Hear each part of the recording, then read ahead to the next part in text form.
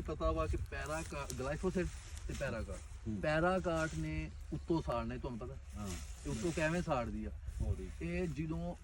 ਫੋਰੀ ਸਾੜ ਦਿੰਦੀ ਆ। ਹਾਂ ਤੇ ਗਲਾਈਫੋਸੇਟ ਕਿੰਨੀ ਦੇਰ ਤੱਕ ਸਾੜਦੀ ਉਹ ਵੀ 5-6 ਦਿਨ ਲੱਗ ਜਾਂਦੇ ਹੁਣ ਆਹ ਇਹਨੂੰ ਸਮਝਣੀ ਹੈ ਗੱਲ ਜਦੋਂ ਅਸੀਂ ਪੈਰਾਕਾਟ ਕਰਦੇ ਨਾ ਇਹਨੇ ਉਹਦਾ ਸਬਜ਼ ਮਾਦਾ ਸਾੜ ਦੇਣਾ ਫੋਰ ਮਤਲਬ ਅੱਜ ਕੀਤੀ ਤੇ ਘੰਟੇ ਦੋਵਾਂ ਤੱਕ ਸਾਨੂੰ ਫੀਲ ਹੁੰਦਾ ਕਿ ਬਾਬਾ ਮੁਰਝਾ ਆ ਗਿਆ ਹਾਂ ਬਿਲਕੁਲ ਠੀਕ ਹੋ ਗਿਆ ਤੇ ਗਲਾਈਫੋਸੇਟ ਜਿਹੜੀ ਅਸੀਂ ਕਰਦੇ ਆ ਉਹਨੇ ਸਬਜ਼ ਮਾਦੇ ਥਾਣੀ ਜਜ਼ਬ ਹੋਣਾ ਜਜ਼ਬ ਹੋ ਕੇ ਉਹਨੇ ਜੜ ਤੱਕ ਜਾਣਾ ਉਹਨੇ ਜੜ ਤੋਂ ਮਾਰਨਾ ਸ਼ੁਰੂ ਕਰਨਾ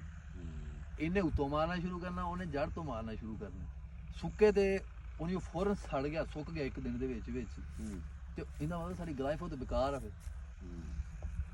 ਉਹਨੇ ਸਬਜ਼ ਮਾਦੇ ਤੋਂ ਜਜ਼ਬ ਹੋਣਾ ਨਾ ਗਲਾਈਫੋ ਨੇ ਤੇ ਜਦੋਂ ਉਹਨੇ ਸਬਜ਼ ਮਾਦਾ ਹੀ ਫੌਰਨ ਸਾੜਤਾ ਤੇ ਗਲਾਈਫੋ ਦਾ ਕੰਮ ਖਤਮ ਹੋ ਗਿਆ ਗਲਾਈਫੋ ਦਾ ਰਿਜ਼ਲਟ ਫੇਰ ਮਤਲਬ ਉਹਨੇ ਉੱਪਰੋਂ ਹੀ ਸਾੜ ਦੇਣਾ ਗਲਾਈਫੋ ਕਰਨੀ ਹੈ ਜਾਂ ਪੈਰਾਕਾਟ ਕਰਨੀ ਇੱਕ ਕਰਿਆ ਕਰੋ ਫਿਰ ਅਸੀਂ ਉਹ ਬਾ ਜਿਹੜੀ ਇੱਕ ਦੇ ਦਿਓ ਜਿਹੜੀ ਤੁਹਾਨੂੰ ਜਿਹੜੀ ਉਹ ਨਹੀਂ ਉਹ ਤੁਹਾਡੀ ਸੁਜੈਸ਼ਨ ਆ ਨਾ ਆਹ ਕਰਨੇ ਆ ਜਿਹੜੀ ਫੌਰੀ